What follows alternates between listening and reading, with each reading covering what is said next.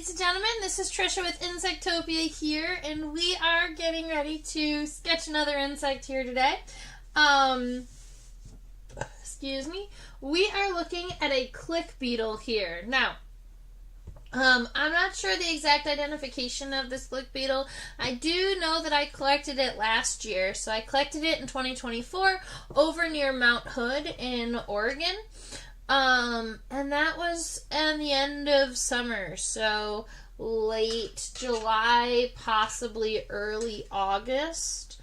I could look up the date if you wanted, but definitely collected over in Oregon, over near Mount Hood.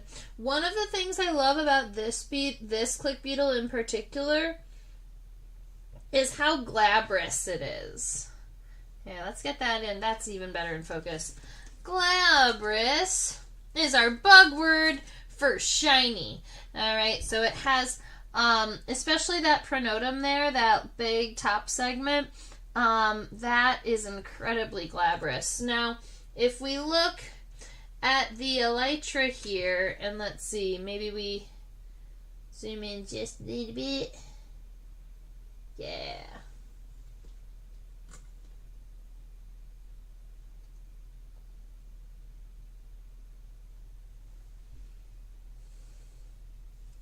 Alright, so if we're looking at the elytra here, there are definitely some what we would consider striations. So you can see that there are these like long grooves down the, there are these like really, really long grooves down the elytra, and those are striations.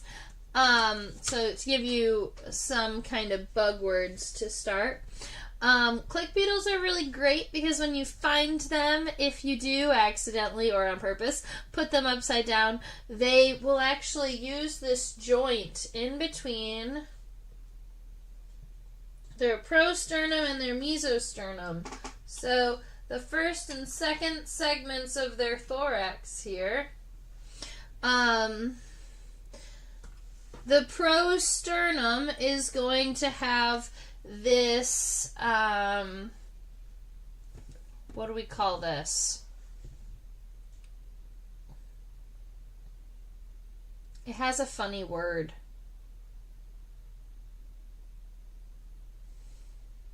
I don't remember. But the mesosternum, or the next segment, has this groove here. And I'm sure I'll remember by the end of class. But we've got the groove down at the bottom. Oh, the process. And you have the prosternal process on the top. But the process, honestly, it just looks like a spine. So you've got the spine on the bottom of the first segment of the thorax that fits into the groove, or the little like nodule thing on the bottom of the second segment of the thorax. And so if this beetle gets upside down, where it can't flip itself back over, it can click itself. And that is going to send it into the air. It can spin in the air and then hopefully land on its feet. And if it lands on its back, it can just do it again, over and over again until it works.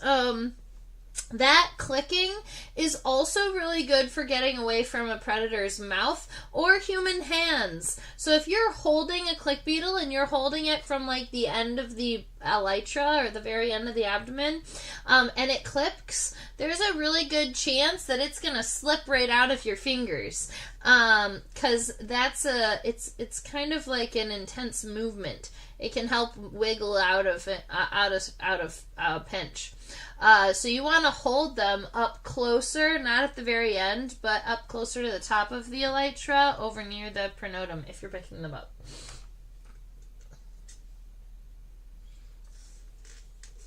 I hadn't looked at this beetle from a lateral perspective yet, so I just wanted to see what it looked like from the side before we draw it. Because I thought we're probably going to draw it from... Ooh. It's actually not bad. That could be kind of fun. So if we were to draw it from a lateral perspective, we could draw it from this side. That actually looks like a pretty good side to sketch it from. We can see all of the tarsal segments, which is really nice, and you can see all of the legs. When we're looking at this beetle from a dorsal perspective, you're going to notice that the legs are really hard to see, so we're going to have to be kind of rotating it and moving it around anyway. Plus, the antennae are tucked underneath the body. But if we look at it laterally, we can actually see the antenna underneath the body. So we're going to draw it this way this time. That sounds good. Also, I think we've already drawn, oh my goodness, ladies and gentlemen, it's late. I think that we have already drawn a click beetle from a dorsal perspective. So this just gives us a reason to draw it from another perspective. It's also a different species than we've done before. I don't think we've done this individual, which is why I was excited about bringing it out, because in comparison to the other click beetles, this one seems particularly dark and particularly shiny. A lot of the other click beetles I have some kind of seedy or hair or scale on their body, but this one seems very, very bare. All right. So, click beetle would be its, click beetle would be its common name, and then its scientific name, or the family that it is in, is Elateridae.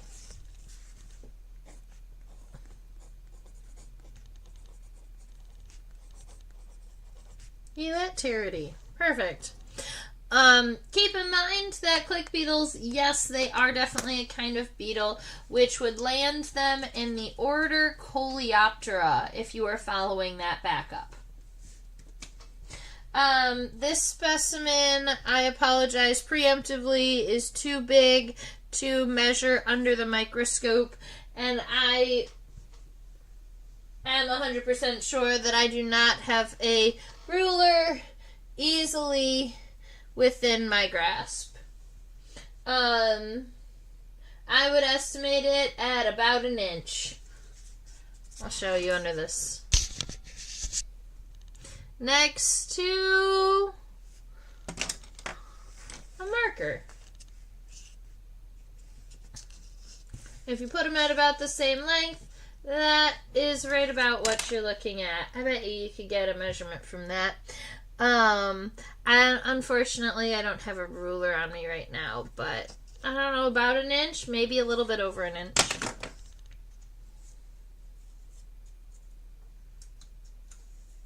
All right, let's draw this friend.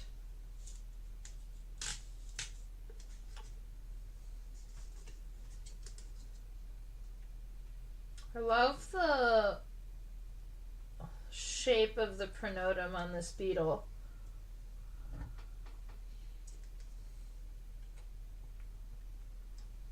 Okay.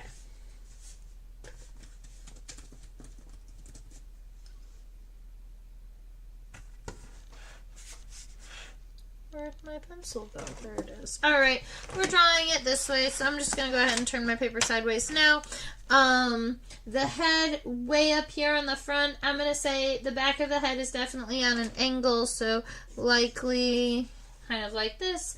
And then we've got a D shape here. Keep in mind, this is going to be a shape that we are likely going to be erasing as we zoom in and modify stuff. But here we are. We're going to let the click beetle's head kind of bow down just a little bit. Kind of like that.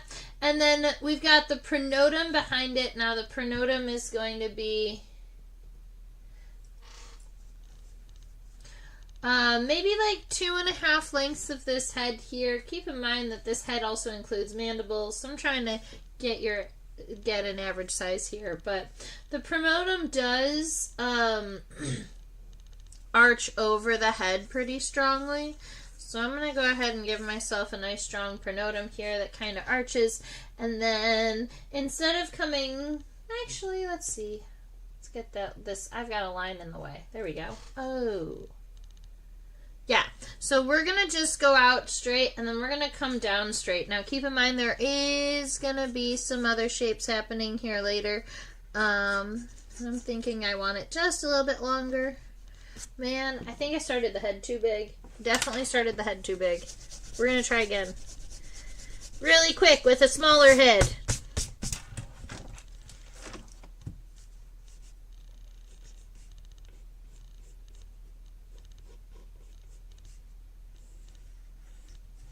That's better. Okay, so head, pronotum. Then I'm going to come down vertically, even though there's some additional shapes we're going to be adding here. Make sure the pronotum comes out a little bit lower than where the head connects, and then it can kind of angle up at the base there. So that's going to be the start of the pronotum, or that's the start of the thorax, or the first segment. The top of which is called the pronotum. Now, as we move backwards, there's one more thing I want us to notice, and that is we're going to be kind of watching this lateral line, or we're watching the line on the edge of the body. See, the edge of the body, it kind of starts right around here, kind of where the eye is, and then it's going to angle up to right about here in that pronotum. But then this line is also going to be about where the elytra and the edge of the elytra are. So that's going to help me kind of keep that space. Let's scooch forward. There we go. Now we can see the elytra in their entirety. Notice that they do kind of separate from the pronotum just a little bit here. Keep in mind there's that process and hinge happening on the bottom side, but we're not going to be able to see it, and therefore we're not drawing it. And off of the top, the elytra do come off just a little bit higher. Now, these are going to stay parallel for most of the body until it comes closer to the end, and then they angle down a little bit, but they're not going to get all the way down to this baseline here, because then this kind of is going to U down to that part, to this part here. Now, admittedly, right around here, there is going to be this kind of upward arch on the elytra. Might even be less than that. And a lot of times you'll notice that there is that kind of interesting shape on the edge of the elytra right above where the third pair of legs are connected. So it'll be interesting to see if this here aligns with that also. So the bottom of the abdomen is going to start here and kind of come and level out and follow down below. Kind of like this. Alright, so that is a fairly decent start for, the body of our click beetle here, especially from a lateral perspective. We've got half of the elytra, we've got the abdomen, the abdomen's over here. This over here is actually the end of the thorax, but we've got our body regions all taken care of. If we wanted to add some stick legs, we could. Those legs would essentially kind of look like this. You would get one from this front segment that would come up, go down, and then out in this direction. You would get a middle leg that starts right around here, and in this case it goes forward pretty strong, but I would make it kind of standing, which would be more like this. And then the hind leg, it's going to be right around here, and it's going to go backwards a little bit at a stronger angle. A lot of times the hind legs want to kind of reach backward a little bit to kind of double up and support the weight of the abdomen. Alright, so we've got some stick legs for our walking stick, and then way up, our walking stick, oh my goodness, click beetle. And then I was looking at the antenna here. I kind of want my antenna to move forward. So I might be erasing the end of this word beetle here just so that I can make sure that I don't run into it with the antenna. And I allow myself as much room as I want. So I'm going to write beetle over here kind of small just to fit it in. Click. Beetle. And then I don't have to worry about wherever this antenna takes me. Alright. There are a good number of you watching, so if you have any questions, comments, concerns, if you are curious or you want to see something zoomed in or at a different angle, always feel free to ask.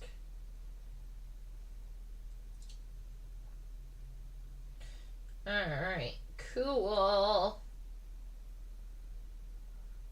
Alright, we are looking at the head of this click beetle here. One of the things that you'll notice that I do is that while I'm looking at an insect under the microscope, I'm not just going to kind of leave it at one focus. What I'm doing is I'm looking up and focusing, okay, at somewhere in the top of this image, and then I'm watching the image as I scroll through so that I can kind of create the image of what this guy looks like. Keep in mind there's a lot of depth happening here.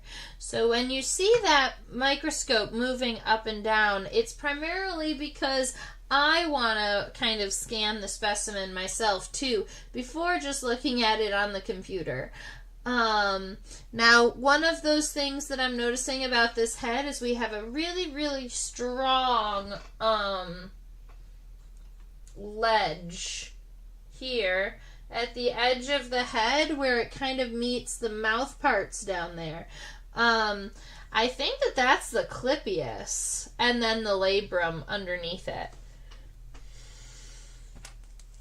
So, where I want to start is the top of this head, and I want to add this ledge in. That's something that I think will make it easier for me to add the compound eyes.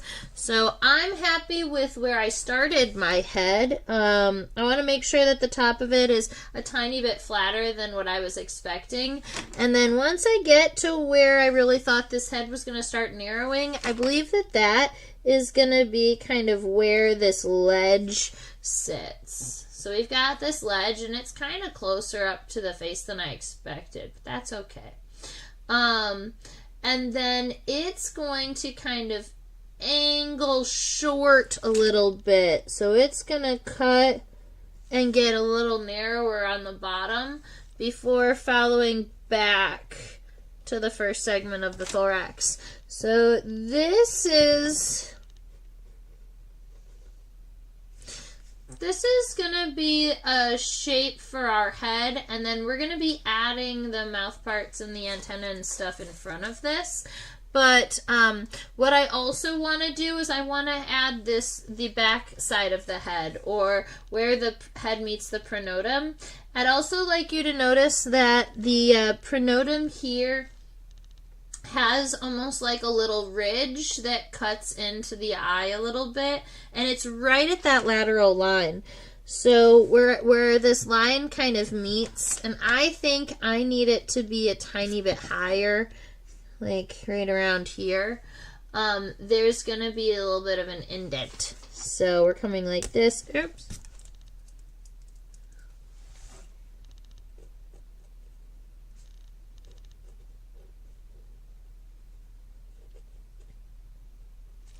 Alright, so we've got a tiny bit of a point here going into the head. Now at that point, this space right here, that's where the compound eye is going. So, that gives you an idea of my full drawing. I wanted to zoom in on it for you a little bit. Now, we're adding our compound eye right about here, and that is going to come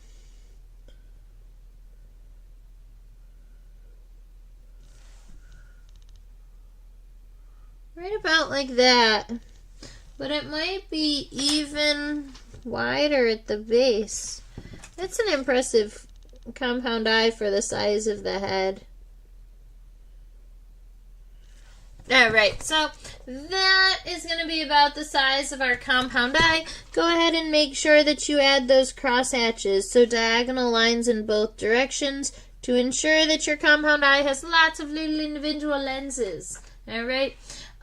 Moving forward from here, we do need the rest of the head, and the rest of the head completes itself underneath this little ledge here that we've built. So we've got this ledge, and after this point, we've got the clypeus is going to be the first segment here.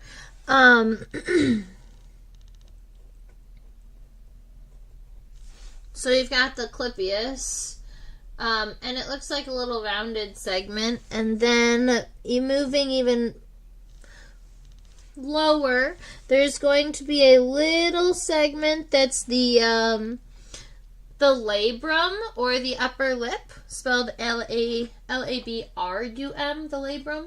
And then after that little labral piece, then you finally have the mandibles. And these mandibles are going to be used to chew and swallow its food. So we've got lots of pieces, lots of segments happening here.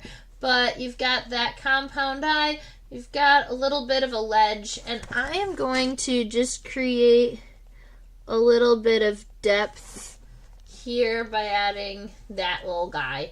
But then we've got some additional little segments, including the clypeus, the labrum, and the mandibles. The antenna is going to be connected to the head, and it's generally going to be before the clypeus, but there's not a lot of space here in between where the compound eye is and where the clypeus kind of starts. So I'm going to be just adding the antenna to right about here, coming out. In this image, it starts here and comes down and to the left. And I'm going to draw moving forward. So this first segment here is rectangular. There.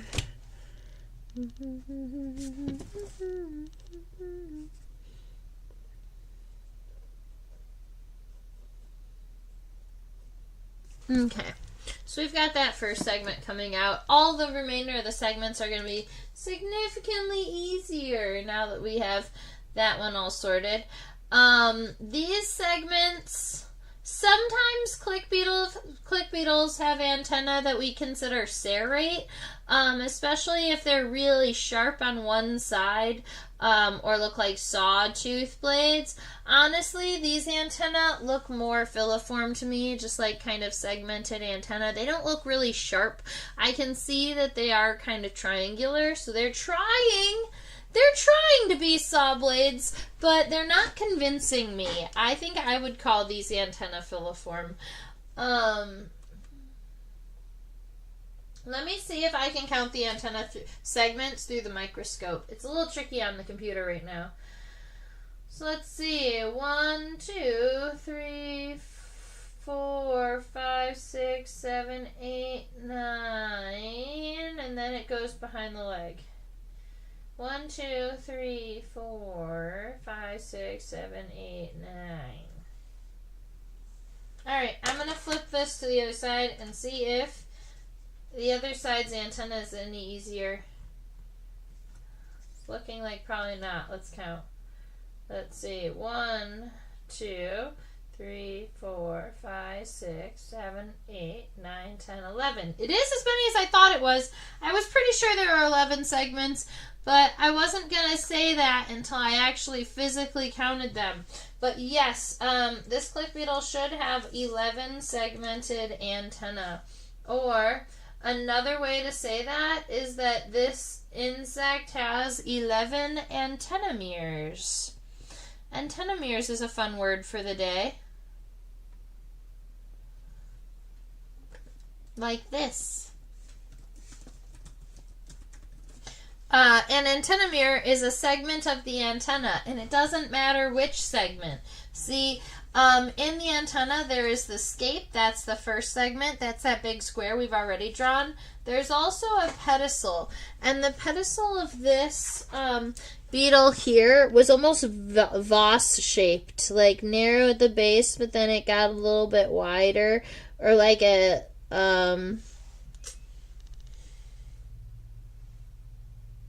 cup of some kind. It was really pretty, but it's hard to focus on at this moment. And then the rest of the segments make up the flagellum, and there are 9 of them, and they are triangular, but the last one is raindroppy. And the antenna, if you were to stretch them out, reach all the way to the back of the pronotum up here. So Keep in mind that there's a little bit less.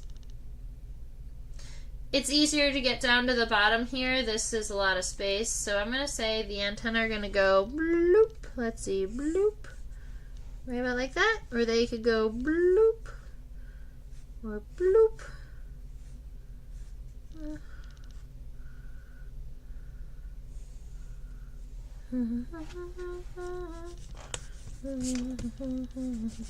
All right.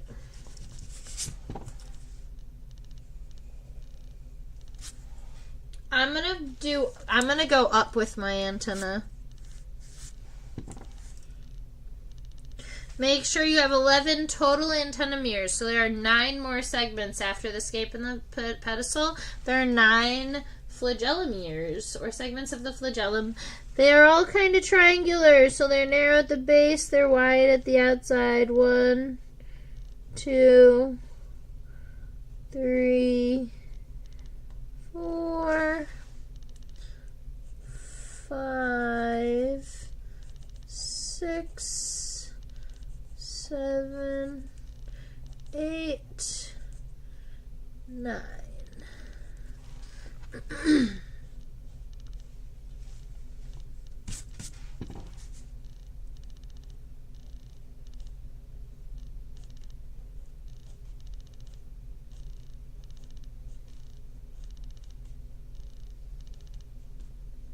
Okay. 1, 2, 3, 4, 5, 6, 7, 8, 9, 10, 11. That is 11 antenna mirrors. We've got the head mostly done now. So we've got the head shape, we got the compound eyes, the mouth parts, the antenna. I'm pretty happy with all of those guys. So now we get to go and focus in on the thorax.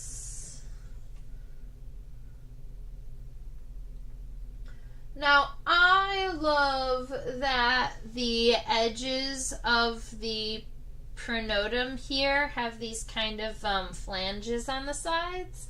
I think that they are nifty.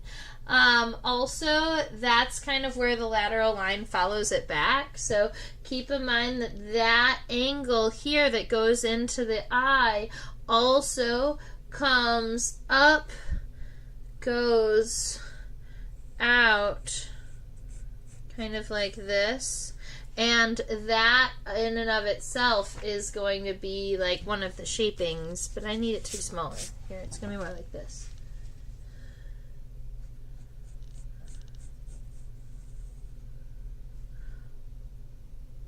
Yeah.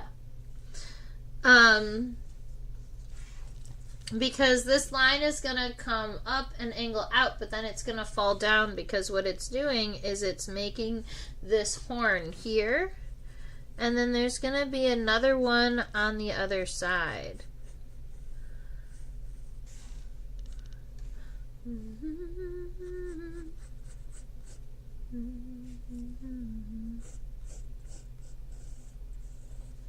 Alright, so I am happy with the overall angle of the top of this here.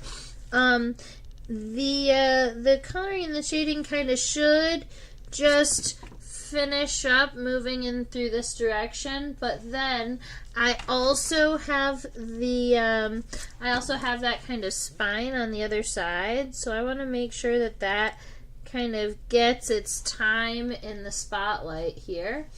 And then the back edge of the pronotum in between the spines, I'm going to let it be a little bit more straight.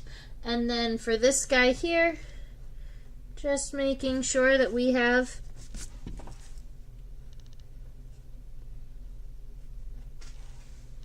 that guy there before we follow this line back. And that is going to be kind of where the light is going to catch, right? So this, at this point right here, is a ledge. So underneath that is going to be all kind of shaded and dark spaces, whereas above you're going to have kind of your brightest point right here at the edge. If you were coloring and shading this beetle here. All right. Now, one of the things I'm noticing is that I think we've made it a little bit too chonky. In fact, the bottom of the head is going to go straight across. So I'm going to say that the beetle's got to be at least more like this. All right, I'm shrinking it up to about this point here. And then I'm going to make sure that the bottom of the first segment of the thorax, we would call this the prosternum, is rounded right here on the edge and is going to come out kind of like this. Now, here's the thing.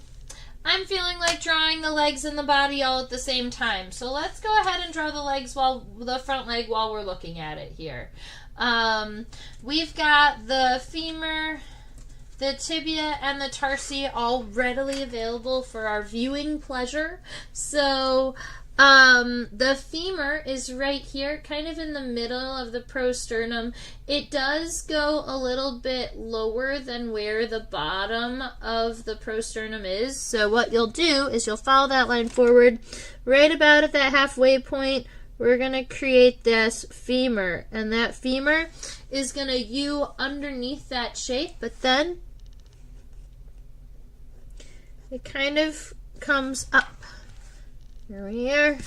The bottom is going to be primarily straight. The top is what narrows. So we're going to have this side kind of straight, this side rounded up. That's going to be the femur. Now the tibia itself is coming out of that nodule right around here and is coming forward. And this is the reason why I haven't drawn the rest of that bottom yet, because we didn't know exactly where this tibia was going to be coming down.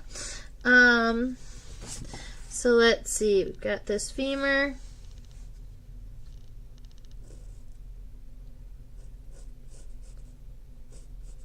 I wanted the tibia to be a little bit more forward facing, so we got that all sorted. And then the very end of the tibia, honestly, it looks more like a bootcut tibia, right? So it gets a little bit wider at the end, like bootcut jeans. But not like the tent jeans. Okay, so that's where we've got going on for the tibia. Now when I count tarsal segments,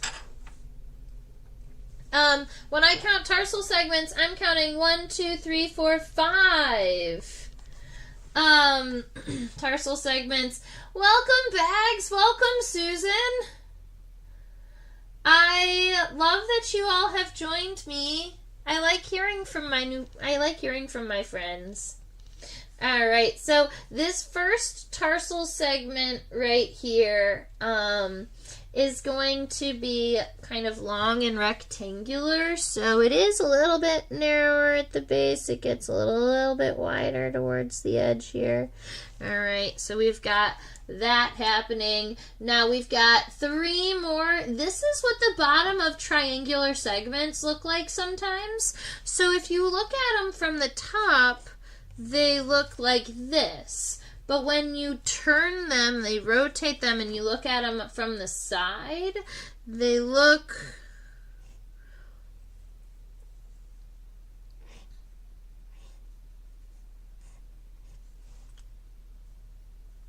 they're gonna look kind of more like this, where they almost look like they are kind of seated in one another, which is kind of fun. You can even, sometimes I'll draw like a little half circle where the next one is connecting, so I'll show you. So we get this first one here, boop.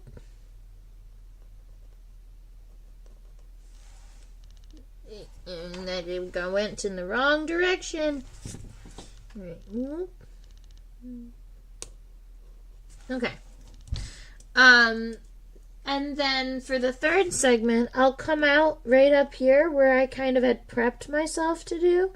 But then we're still going to end that segment kind of diagonally. And then the last one is actually pretty itty bitty teeny tiny.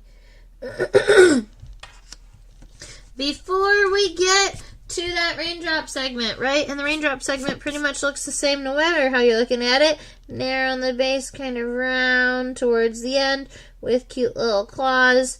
We've got the end of our tarsi here. So That's what our leg's gonna look like. Keep in mind that it's kind of reaching out, but it does get a little bit longer than the head here.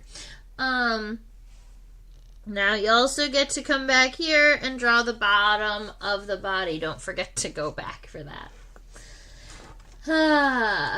Keep in mind you've got lots of punctations up here on the top of the elytra if you wanted to go significantly slower than I am so that your dots are actually dots and not sometimes little lines.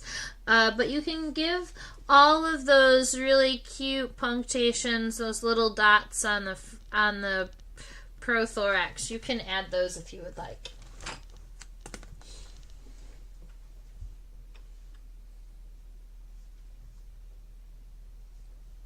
This beetle is full of strong shapes.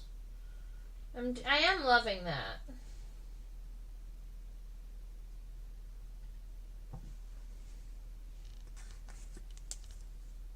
All right. So now we are looking at the beginning of the elytra here up until where the hind leg is connected. So we're looking at approximately this portion of our of the drawing here. Now the elytra, keep in mind that they are connected. It's kind of connected right here in the middle in between those two spines, but then there is this additional kind of little shoulder piece, which is what's making it kind of look like this.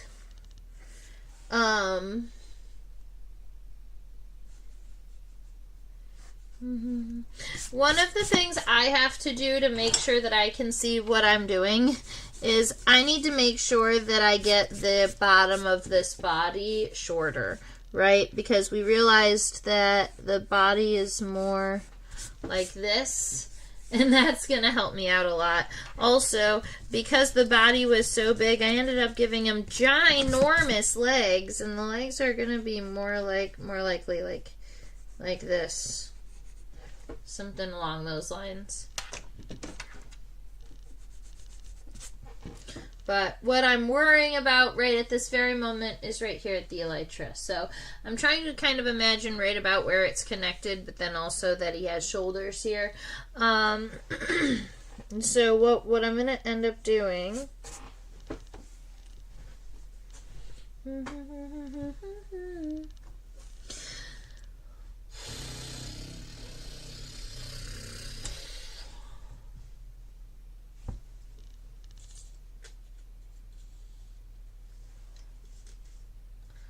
I wanted to see how high the elytra is in comparison.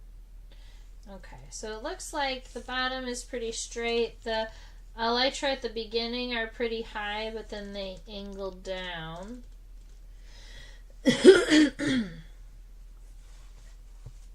I'm thinking that my beetle is a little long, which is what is causing some of my issues.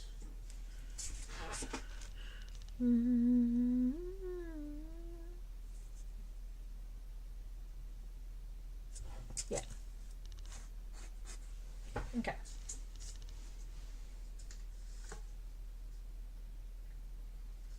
Nothing like a fun scale game to play with your brain. All right.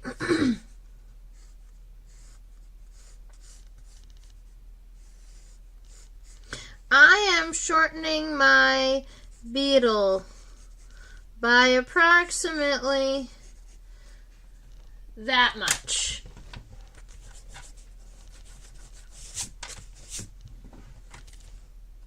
Way better. Okay, now I feel good. I'm actually very happy with this overall shape here along the top. Right here, I just need to make sure that it kind of comes down pretty strong. It can come down and very barely touch that triangle, but you don't want it to look like it's connected, so make sure it connects a little bit underneath it. But then I am going to go ahead and just follow this new line that I have. I'm pretty happy with that line right there. I just doubled this up on accident, though, so we're going to fix that.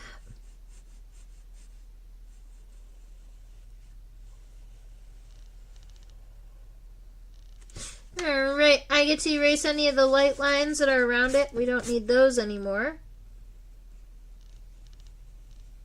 Oops.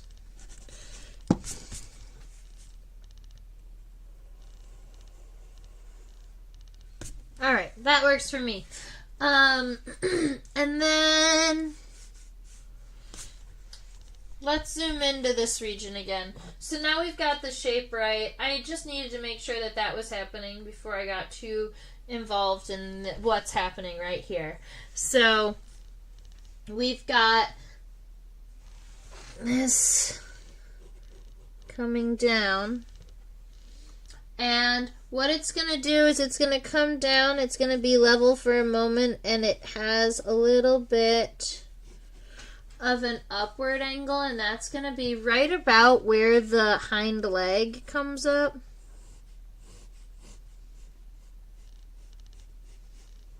It's going to be something like this. And then this beetle in particular has very strong striations along its back. Those striations are pretty even along the top here. I was trying to see if I could see the edge of the left and the right elytra, but I don't think I can. The striations just kind of follow this top line here. Make sure that they kind of follow that really strong angle up first. That's going to show why it looks like that. The other thing is once you get to right about in the center here, so I'm going to add at least one more that goes up and kind of follows this down. But once you get closer to the center, we want to make sure we've got a couple that do just follow this bottom line here and exaggerate the this upward arch for the for the hind leg here. And once you get closer to the edge, what you're going to end up doing is creating some of these V's where they're going to kind of meet on one side or the other side.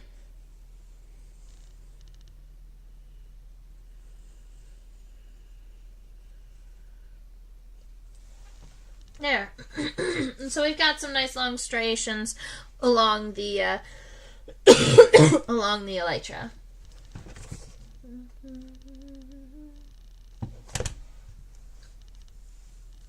Let's look at some legs.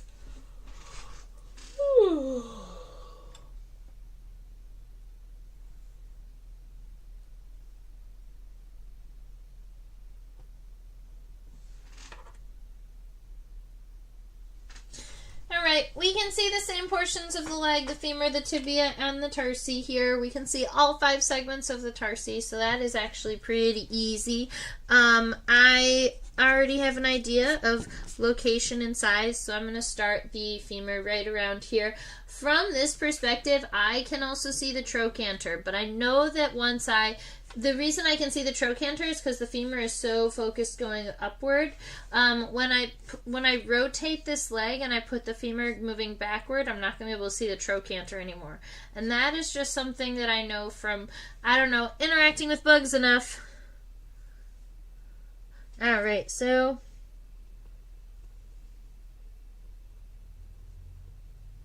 we've got a femur moving up.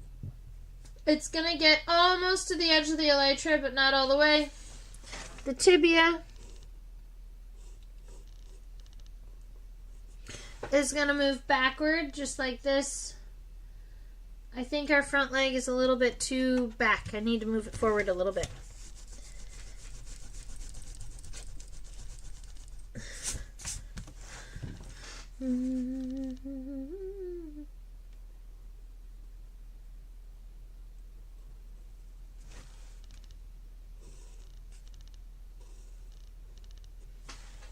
That's better. Okay. So we've got this femur coming up. I need the tibia to be a tiny bit shorter, so we've got this tibia here. And then those tarsal segments, we've got one kind of rectangular tarsal segment. We have 3 triangular segments. Keep in mind, these are the segments that kind of tuck into one another, so allow them to do that. 1, 2, 3, 4. And then that 5th tarsal segment is the raindrop with the claws.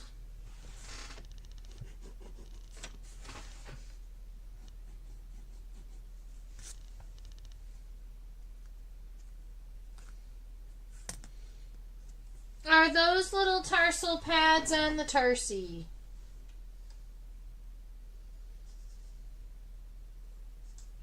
So, the tarsal, the tarsi don't have specific tarsal pads. This is primarily just like the shape of the tarsi. It's just that normally we see this tarsal type from a dorsal perspective. So normally when we're looking at this tarsal pattern, we are looking at it like this, which makes it look like cones, where in reality, they actually are connected on angles more like this. So you've got there's a little bit of extra segment past where they're connected. Does that make sense? Because of the angle.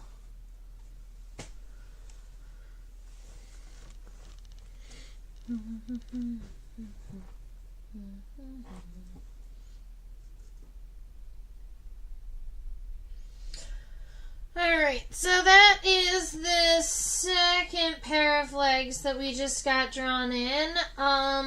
The third pair of legs is going to be right around here. So that's like there's a significant space between where the first legs are connected and the second pair of legs are connected in the third. So we're going to be connecting it way over here. It's got a nice kind of strong femur coming up. Notice that it's going to be pretty much aligned with this little arch here on the elytra. The tibia, look how far the tibia reaches in this case. The tibia is reaching kind of like this. Maybe a little bit shorter, but not much.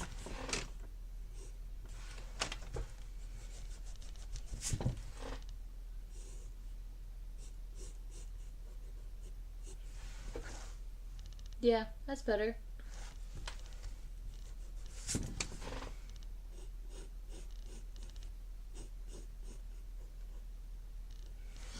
Alright, so that's the third one, and now we've got one nice long rectangular tarsal segment, 3 triangular segments. Keep in mind they're the ones with the funny kind of lobes on the bottom. 1, 2, 3. And then a raindrop at the end with claws. And so that's going to be all of our legs. Now all we need to figure out is the abdomen, and admittedly the meso and the metasternum, right? So the bottom of the thoracic regions here. Keep in mind, wherever the hind leg is connected, that is generally the very end of the thorax. So going from here to here, that's the actual true size of the thorax. The rest of this is going to be abdomen.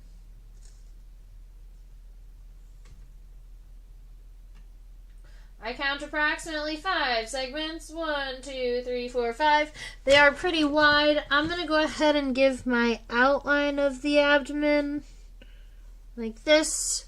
And then I'm going to subdivide 5. So that's 1, 2, 3, 4, 5. I do want to add a little bit of segmentation. So I'm just going to come back in here and I'm going to add a little bit of a ledge in between a couple of those segments at the end. I might even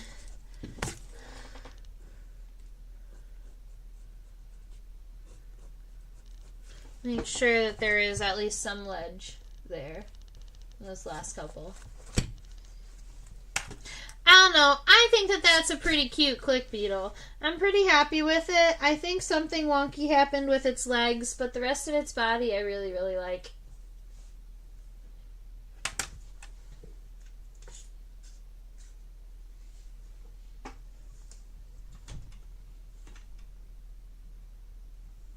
So if we were going to look at this these tarsal segments from the top,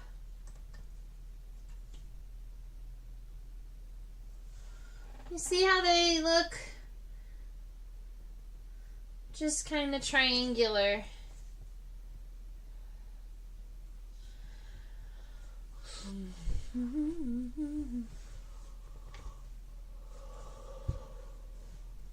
Alrighty.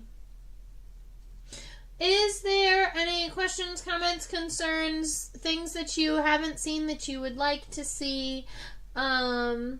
This one, some of us came in a little late, so you may not have heard that it was collected in 2024 in Mount Hood. I believe that was the end of July or the beginning of August, right in there. Probably the last week of July.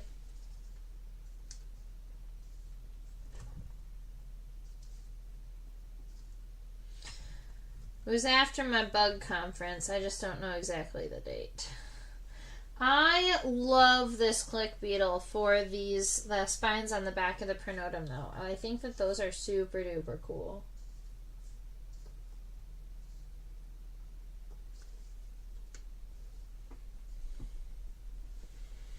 All right. I am heading to New Orleans this weekend. So, if any of you are out in New Orleans and are wanting to hold a tarantula or come and hang out with me or ask me some cool buggy related questions, you can always drop by. I'll be handling Mo the curly hair tarantula at the World Oddities Expo. So that should be a good time. I'd love to see you all out there. And because of that, I am flying pretty early tomorrow morning. I am going to go ahead and say goodbye unless I had any additional questions, comments, and concerns. I don't have an outro yet built into this computer, so